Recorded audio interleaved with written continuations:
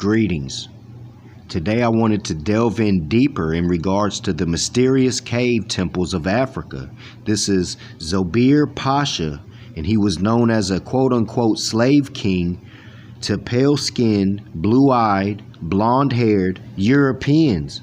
But I can't even say Europeans because they was in the caves as slaves in Africa. And it says from 1860 to 1876, he was the principal source of supply to the slave trade, sending forth immense caravans of this form of African produce, called it produce, to Tripoli for dispatch via Tobruk on the Mediterranean to various Turkish ports. So all of the slave routes was already set up by the European slave trade.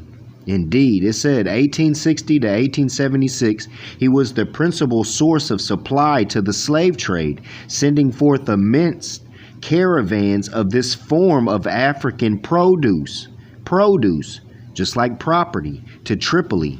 But it says he was the descendant of Abbas, and it's Abbas Ali. And Abbas Ali was the one who died in the Battle of Karbala with the 7 Ali sons. He died trying to get the water for the mothers and children because they cut the water off. They cut him off from getting to the river or whatever. And as you see, he's donning a black fez. And he's a pasha. Mysterious cave temples of Africa, stories of wonderful cavern fastness told by the slave king of Africa, was once General Gordon's friend, then his bitter enemy. That's how most business ends.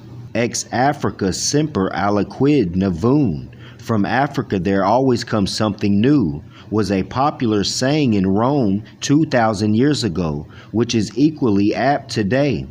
The dark continent has been traversed in so many directions during the last 15 years. And this is October of 1913 is this newspaper. Stories of purely native origin insist that there are in the mountain fastness of equatorial Africans of white skin, they're speaking colorable, blonde-haired, blue-eyed men and women entirely cut off since time immemorial from any contact with the outside world. There is no record of these caves having ever been visited by any white man. See, they're using the colorable term again, but it lets you know that they're speaking of the same kind of skin tone, I guess.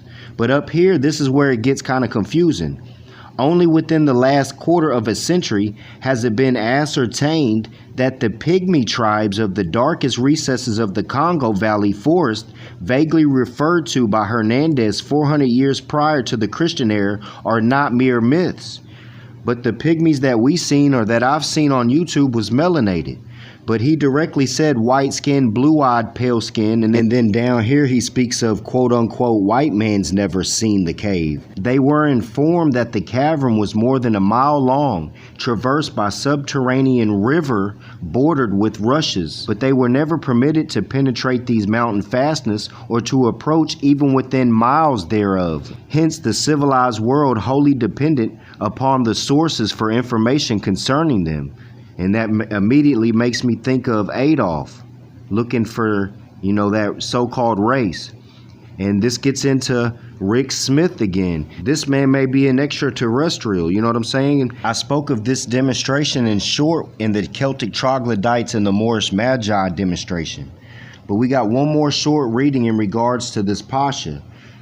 Quote-unquote white races in Africa's interior. The statement contained in Ryder Haggard's new novel, Alan Quatermain, has received a most remarkable confirmation from the man who above all others is qualified to speak on the subject, Zobir Pasha, the grand old slave king of Central Africa, whom the German traveler Dr. Schweinfurth describes in 1871 as living in a palace where visitors were conducted through halls of state by richly dressed and attractive slaves, and where chained lions guarded the doors and soldiers in the mail armor waited on his will, is now a captive in the British fortress of Gibraltar. Damn.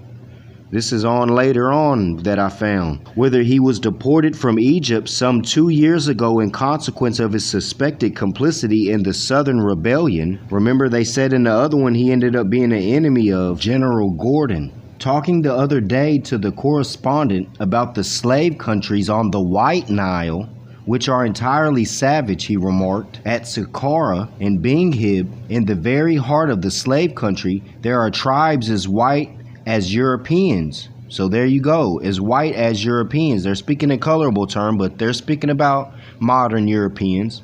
With long and silky hair, the beards of the old men sometimes reach down to their feet. Islamism. Zabir, in describing others of the black tribes, they're speaking colorable, asserts that cannibalism still prevails and that many of them eat none but human flesh. Men and women are sold in the markets by the pound. Men and women are sold in the markets by the pound, exactly as one sells mutton or beef, Moors. The old and fat are preferred. Sometimes they are sold dead and cut up, Moors. Indeed, Zobehr Ali, universal prophet, he said, every nation's been enslaved. He said, once you're on top, Moors, treat the European nice. Treat him as your fellow man. Like he said, every nation's been enslaved. Cut up, Moors, and sold like mutton and beef. My ancestors did bad. Your ancestors did bad. Your ancestors did good. My ancestors did good. Love and peace.